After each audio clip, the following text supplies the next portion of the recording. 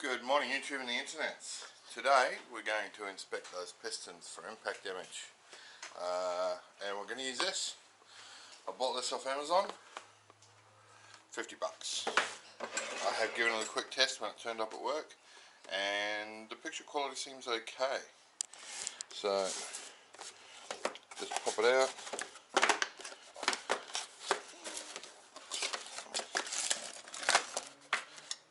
So it's an endoscope. It uses your Wi-Fi signal to sync to your phone. No cables except for to charge. No data transfer. I don't believe, anyway. Couldn't find it on the instructions. This is a 1080p camera. So the picture is okay. It comes with a couple of fittings in this little tube. Now one is just a hook, one is a magnet, and one has got a mirror so you can look behind the head of the camera. I'll probably never need any of them, but if you're going to use this a lot, all the time, on lots of different stuff, maybe those are useful fittings for you. The camera itself is, just a flexible thing. There's, I think, 6 or 8 LED lights in there, which does have an effect because you're showing it on the phone screen. LED lights have a high frequency pulse, so you do get a little bit of the pulsing on the image on the screen, but it's still perfectly visible. It doesn't really affect what you can see. So that's it. Ordered it Wednesday, turned up Friday at work, so I'm pretty happy with that.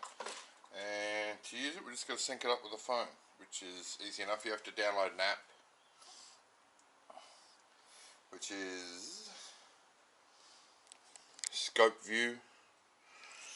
That's the name of the app, and to use it I need to give access to the Chinese spies my internet. So connections, Wi-Fi.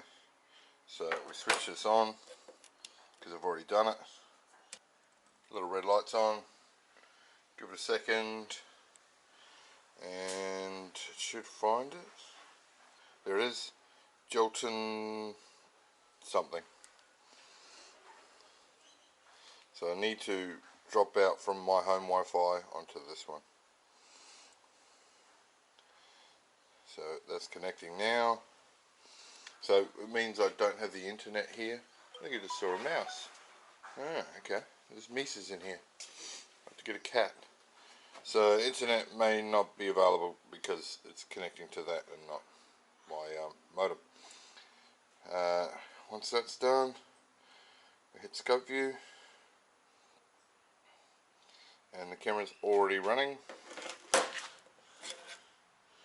you can see here, got screenception. Whoa, that is freaky as shit. It's probably not going to turn up on there very well, but you can see here. Now you can adjust the focal points, I think, like what the focus is, but this is pretty good. This is out in good light.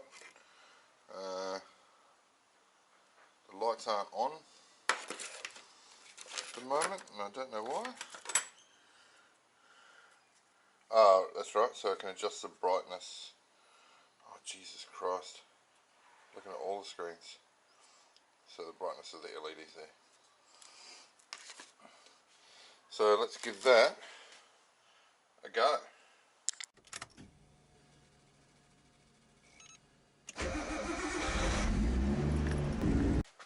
Okay,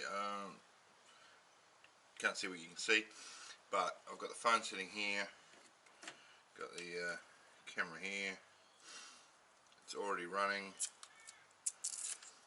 Undo these, so I've got the full length to work with, although I won't need all of it. I need a little bit more than what it's giving me at the moment. So I can also record video on here, which it's now doing, and I'll insert this into, oh, it's a bit too much. slack here. Set this into the spark plug hole. Let's turn the lights on. Whoa, that's very bright. Okay, and we're looking at the piston here, and we're looking at the intake side of the crown and down there by the rings. Oh, let me turn the lights back on.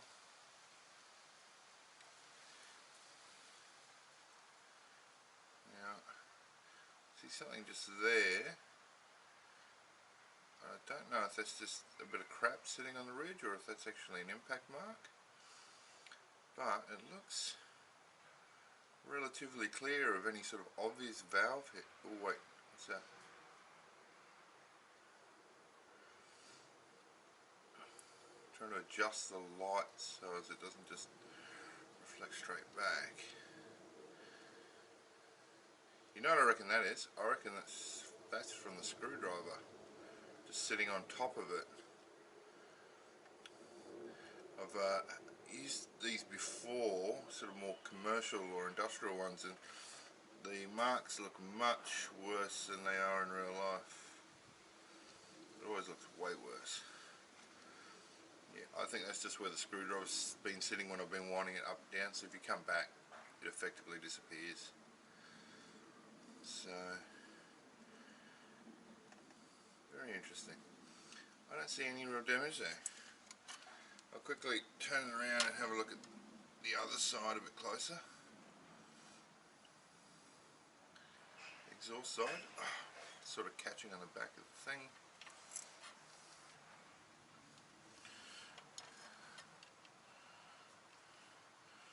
Put a kink in the jibber jabber, and there's a bit of shit down there.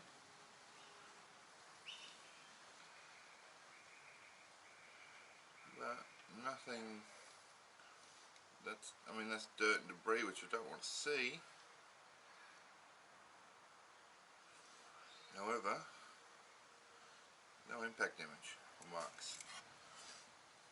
So now back over to number 2.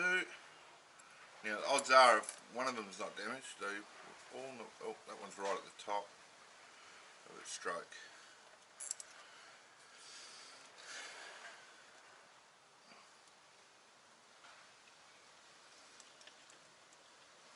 This one.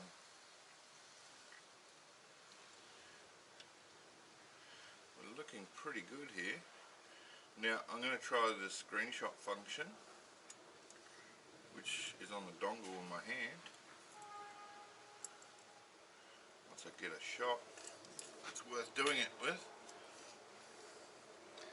So look at number 4. Oh, all good. Let's come back to number 1 real quick.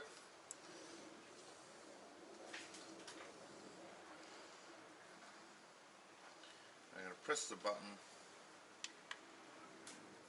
on here up, and it stopped recording when I pressed that button, and now it's taking a photo.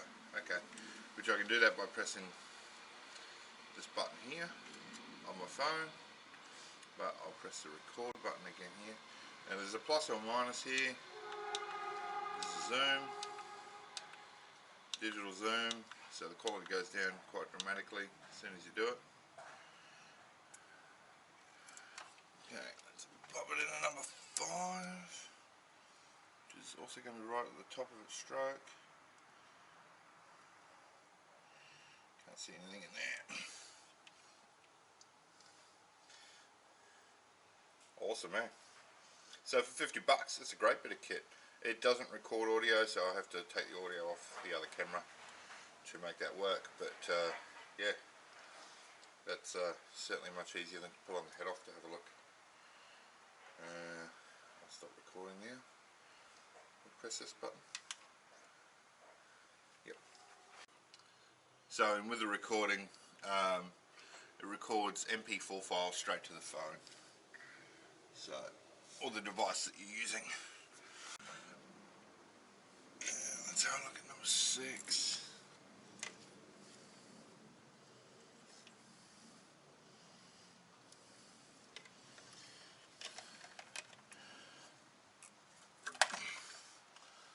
hardest thing to do with it is sort of get the tension on the cable so as it points in the direction you want, but that looks pretty good in there. No valve impact damage. There is some black shit there. Not sure what it is. Carbonated fuel, just fuel with carbon on it, in it.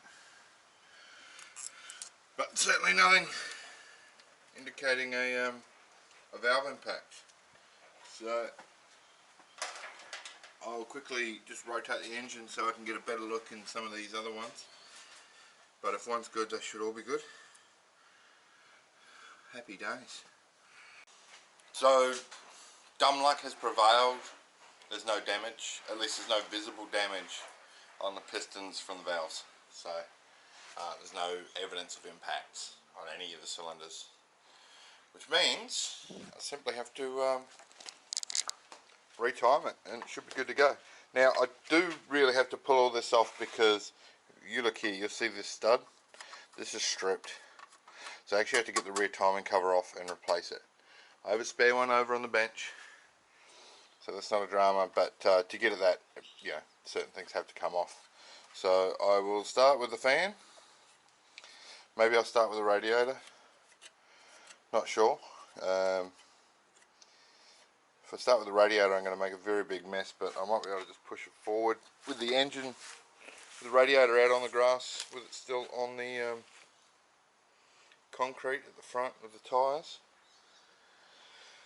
Then I run the risk of not being able to push it back up this little bit of hill. I think I'll be alright. I think I'm strong enough to do that. But yeah, I might roll it out, drain the radiator fluid onto the grass, push it back in, and then work on it. I'm so very happy about that. It doesn't take away from how serious a fucking mistake I've made, just because the result is okay. But the result is okay, so I'm happy about the actual result. So very, very, very chuffed. Yeah, I suppose I'll start pulling shit off this. Just, yeah, do that. It should be ready to start. Should be good to go. I might need to pump the fuel out. It's a couple of months old, and put new fuel in it. I may have to change the oil again, because it may have had, well, I mean, as far as I can tell, the injectors are closed during the cycle. No, the fuel will still be getting into the pistons. None of it's getting burnt. It's ethanol. It's going to be leaking down unbedded rings into the oil, so I might need some new run-in oil as well. But you know, those are simple, easy fixes. Just drain it, put new fluids in, and then you're good to go. So very happy. The other thing is, the last 3 videos have really had a lot of hits, relative for me. The latest one where I said this is a catastrophic failure, which it is, on my behalf. I failed to do it correctly. 2,500 hits, views in the first 24 hours, so that's easily the biggest video I've had as far as the first day or first few days worth of watch time. So thanks for that. So with that, let's get this going.